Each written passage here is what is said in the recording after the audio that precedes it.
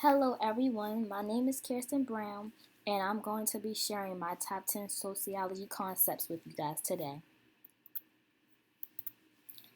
So my first concept is conflict theory.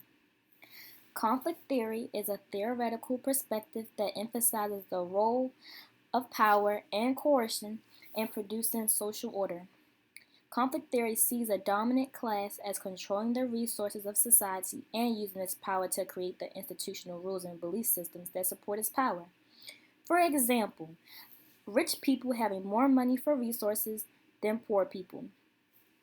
Um, as you know, as you can see in this picture right here, you can see how one group or one person has more money than the people below it. So he has more resources and more money than poor people. Number 2, taboo. Taboo is a behavior that brings the most serious sanctions. For example, incest, which would be a mom dating her daughter. That is a very taboo thing for society because that's not something that we see as okay or as normal. Because you're not supposed to date or see your blood family in a romantic way. Number 3, subcultures. Subcultures is the culture of groups whose values and norms of behavior are somewhat different from those of the dominant culture. For example, people who identify as Muslim, at least in America, um, in America, we don't see Muslim isn't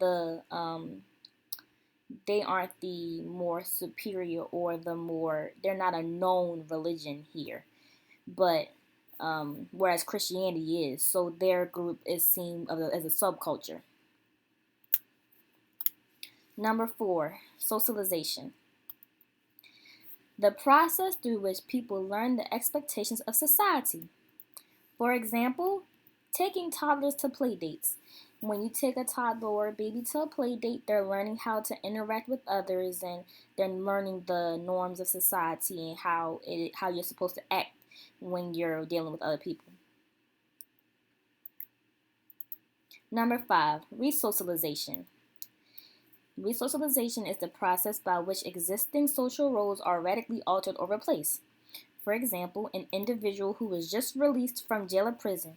When you're just leaving jail or prison, you have to learn how to resocialize yourself into society and learn how things have changed and try to keep up and learn how the new norms of society is, because a lot could have changed if you were in jail or prison, especially if you were gone for 10 years, 20 years. The world has definitely changed by the time you're getting out. Number 6, microanalysis. Microanalysis is the analysis of the smallest, most immediately visible parts of social life, such as people interacting. For example, a teacher talking to a student.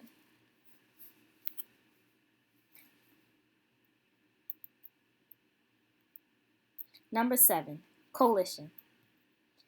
Coalition is an alliance formed by two or more individuals or groups against another individual or one or more groups to achieve certain ends. Example, a group of girls who decide to perform in a talent show together against another group of girls so they can win against them and become more popular.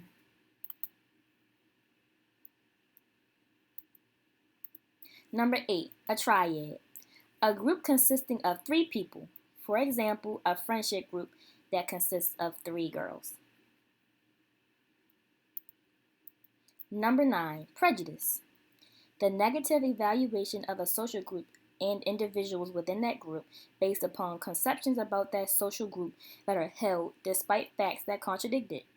Example, locking your doors when a black man walks past your door because you think he might break into your car, but not doing the same thing for a white male.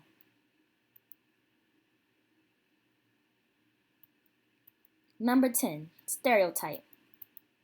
An oversimplified set of beliefs about the members of a social group or social stratum that is used to categorize individuals of that group. For example, All black people like fried chicken and watermelon, which is a very known stereotype that has been given to African Americans in America or in the United States. Disclaimer: the picture I'm about to show, I don't approve of it and I do find it insulting, but I wanted to show you guys what the stereotype of black people are, especially because I found a picture that explained what I just put in my example.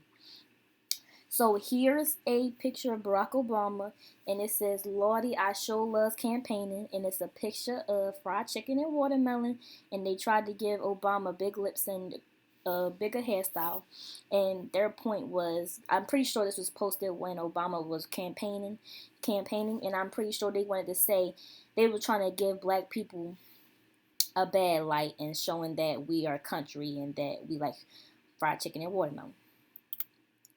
So that's the end of my 10 concepts.